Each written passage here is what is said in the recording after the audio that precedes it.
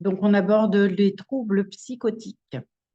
Donc, les troubles psychotiques, où on va parler de la schizophrénie, des troubles schizophréniformes, les troubles délirants et les troubles schizoaffectifs. Alors, c'est beaucoup de mots peut-être un peu compliqués pour certains. On va penser bien que c'est quand même une initiation à la psychopathologie. Donc, je vais essayer d'être le plus bref possible pour que vous ayez des informations, ce qui vous permettrait peut-être de repérer lors de vos consultations ou de contact avec des personnes, si vous êtes en service ou en cabinet, peu importe, que vous puissiez repérer des symptômes afin de réorienter si c'est le cas. Dans les troubles psychotiques, en fait, ça fait partie d'une grande classe des maladies dites avec des délires ce sont des personnes qui, de toute façon, quittent la réalité et pour qui l'adaptation sociale est très, très compliquée. Ce ne sont pas des personnes que l'on peut accueillir en cabinet, notamment, surtout dans les phases aiguës des maladies.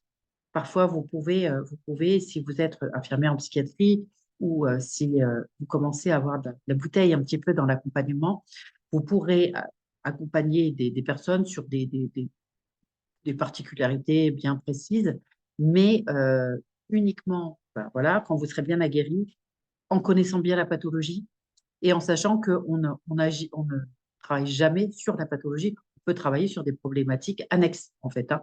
Euh, je prends, je prends un exemple, quelqu'un qui serait schizophrène stabilisé et depuis longtemps, et là, qui rencontrerait, je ne sais pas moi, une difficulté en lien avec sa petite amie ou je ne sais pas quoi. Et là, vous pourriez travailler un petit peu sur ces choses-là. Euh, dans les troubles psychotiques, il faut savoir qu'on a différents niveaux. Hein. Ça va du niveau les plus, j'allais dire les plus faibles, au niveau les plus élevés, ce qui va forcément avoir de l'impact dans la façon dont la personne va vivre. Et ça va avoir un impact vraiment, vraiment à tout niveau, dans tous les domaines de sa vie. Voilà. Donc, vraiment, je vous invite à la plus grande prudence par rapport, parce que toutes ne vont pas vous présenter leur pathologie, des personnes que vous allez recevoir en cabinet qui sont peut-être déjà diagnostiquées ou qui ne le sont pas et dont, bien sûr, ils ne vont pas partager avec vous ce diagnostic. Et ce que je vais essayer, c'est de vous donner peut-être des petits repères dans ce que vous allez pouvoir ressentir.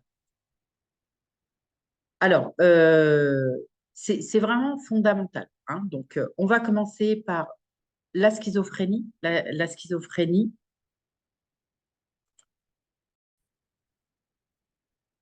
cette pathologie est souvent, donc va se déclarer, on va dire, fin d'adolescence, début jeune adulte. Bon, pour faire large, on va faire 15, 22, 23 ans, mais ça se déclare souvent par des bouffées délirantes aiguës. Ça peut être amené par des prises de toxiques, notamment de THC.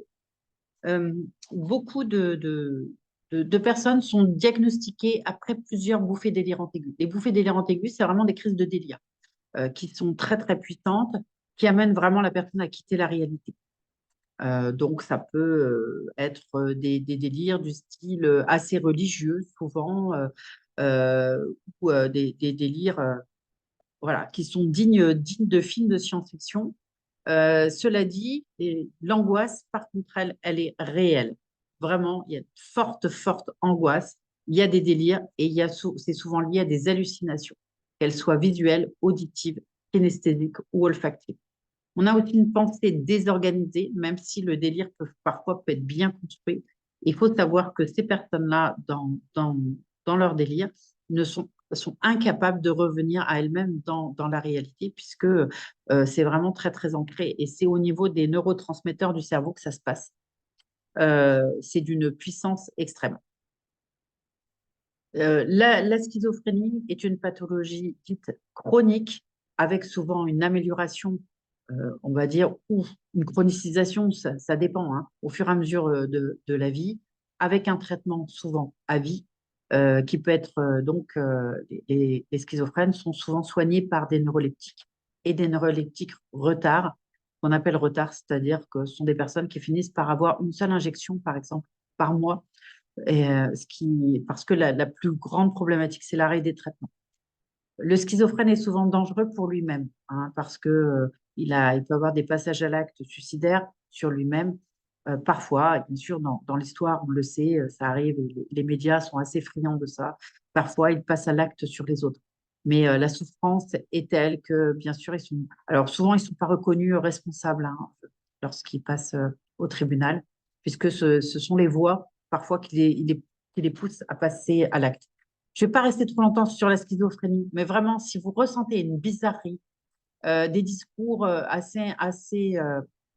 alors, souvent, on peut avoir des discours qui vont mêler la politique, la religion, le complotisme, avec être aussi dans une forme de toute puissance. Hein, des fois, des personnes désignées pour pouvoir sauver le monde. Voilà. Quand vous avez ce genre de discours devant vous, ce sont des gens qui sont engagés dans des causes, mais il y a pas d'action, en fait. Hein. Tout est au niveau psychique. Hein.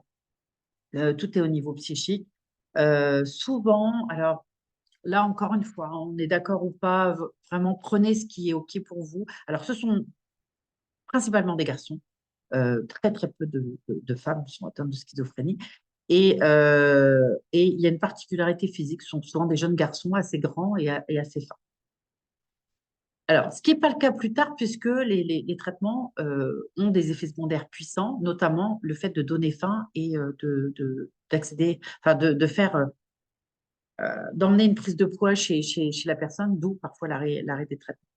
Donc, si vous avez une bizarrerie, un ressenti bizarre, des discours qui ne sont pas toujours cohérents, des attitudes d'écoute, c'est-à-dire quelqu'un qui va lever les yeux pour écouter quelqu'un qui parle derrière, bien sûr quelqu'un que lui seul, ou alors des attitudes visuelles comme s'il regardait quelqu'un d'autre, ça peut être des signes de délire et d'hallucination. Voilà, c'était vraiment pour vous aider. Donc, on réoriente psychiatre, bien sûr, médecin dans un premier lieu, si besoin, si ce n'est pas déjà diagnostiqué. Voilà. Donc, pensez, hein, ça peut être des enfants qui peuvent être amenés par leurs parents pour déjà des troubles bizarres vers l'âge de 15, 16, 17 ans. On peut commencer à avoir des choses qui arrivent. Notamment, et soyez vigilants aux prises de toxiques qui peuvent vraiment faire basculer l'enfant dans la schizophrénie bien plus tôt que ça ne l'aurait été. Alors après, qui de l'œuf ou la poule? Est-ce que c'est le THC qui va déclencher la schizophrénie ou est-ce que la schizophrénie était déjà là? C'est un débat dans lequel je ne vais pas rentrer. Les troubles schizophréniformes qui sont des symptômes similaires, mais de durée plus courte. Donc, on pourrait peut-être davantage les associer aux bouffées délirantes aiguës. Donc, des augmentations de délire très puissantes qui peuvent durer sur plusieurs jours avec des diminutions plus rapides, avec des retours potentiels plus dans la réalité. Mais sachez qu'il y a un fond hein, quand même. Il y a un fond toujours en lien avec des sujets. C'est pas des personnes avec qui il est facile de parler en fait. On a toujours l'impression que c'est bizarre, qu'on on s'attache à retrouver un dialogue normal et ça vient pas. Et ça vient pas. Les troubles délirants vont plutôt être, c'est encore un petit peu différent. C'est que là, on va avoir des délires non bizarres. Pour ça, je vais vous donner un exemple qui va être assez simple. Vous avez une personne qui vit dans sa maison, il y a un voisin qui s'installe et là, elle va commencer à mettre en place un peu de la persécution en disant voilà, qu'il se passe des choses, que, je ne sais pas, ce voisin vient perturber comment, sa tranquillité. Il va commencer à monter tout un truc autour de ça. Les proches ne peuvent pas savoir que c'est du délire parce que c'est extrêmement réel, bien construit et plausible. À partir de ce moment-là, les proches adhèrent, ça finit souvent au tribunal. Bizarrement, ce sont souvent des personnes qui gagnent au tribunal et le voisin finit par partir, il y en a un autre qui arrive et ça recommence. Hein, donc, alors ça, c'est une forme de délire, mais ça peut en être une autre. On retrouve aussi tout ce qui va être lié avec les syndromes de persécution. Voilà. Donc, bon, c'est pas des personnes qu'on voit souvent en cabinet. Voilà, c'est bien de savoir que ça existe parce que vous pouvez avoir des victimes. Donc, quand quelqu'un vous dit mon voisin vraiment nous pourrit la vie, bah, peut-être que vous pouvez lui suggérer que peut-être il y a un trouble délirant.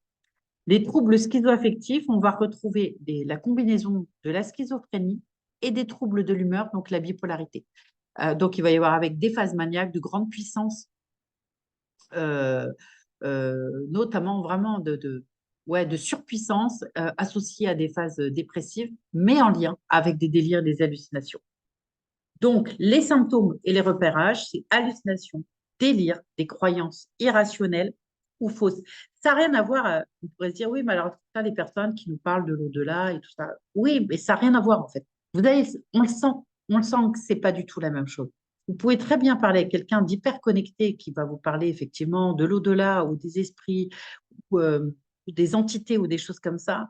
Mais par contre, il y a quelque chose de construit et on sent que la personne n'est pas délirante. C'est pas du tout la même chose. C'est pas du tout la même chose. Pour vous donner juste un petit exemple, allez vite fait comme ça. J'ai le soleil qui m'illumine là d'un coup, c'est très drôle. Euh, pour vous donner un exemple comme ça, quand je travaillais en psychiatrie, on avait un patient qui communiquait avec François Mitterrand par le biais de la télé. Vous savez, François Mitterrand, il clignait beaucoup des yeux. Et lui, il pensait que c'était des codes et donc il communiquait avec François Mitterrand. Et à travers de ça, il menait des actions sur la France et sur la planète. Vous voyez, c'est ça, hein, ça, on va dans ce type de délire. Il y en aurait d'autres qui voilà, sont tout aussi parfois incroyables les uns que les autres et penser l'angoisse très, très puissante pour le patient. La pensée désorganisée, discours incohérent, difficulté à suivre un fil logique, hein, c'est ce que je vous disais. Euh, et puis, au niveau du comportement, ça peut être catatonique, donc il peut être enfermé dans ses voix et dans ce qu'il entend. Les voix peuvent être puissantes et très malveillantes. Euh, une agitation, une immobilité extrême, bon, bah, voilà, hein. On va pas parler de ce qui se passe en psychiatrie dans ce moment-là parce que c'est pas le thème, mais ça peut amener à devoir malheureusement contenir la personne pour pas qu'elle se fasse du mal, qu'elle fasse du mal à quelqu'un d'autre. Et puis, bien sûr, au niveau travail, vie sociale, bah, voilà, hein, c'est compliqué. Ce sont souvent des personnes qui sont reconnues comme handicapées avec l'allocation adulte handicapé, donc ils sont reconnus MDPH. Voilà. Il y a des facteurs génétiques et neurobiologiques, mais on est souvent dans des traumas de l'enfance, du tout petit nourrisson, puisque la schizophrénie, dans ce que j'avais appris de mes cours de psychiatrie, se déclencherait au moment des tout premiers mois de la vie. Voilà.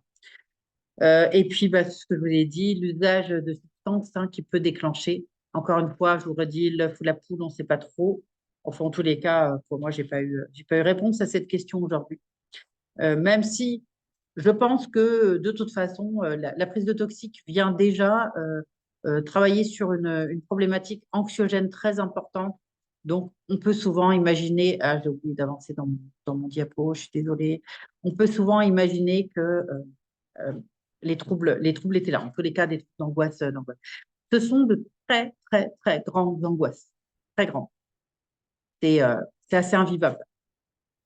Voilà. Donc, allez, je m'arrête là pour la schizophrénie. J'essaye de ne pas dépasser les 15 minutes parce que pour que vous soyez dans des vidéos assez confortables et que vous puissiez revenir si vous avez besoin.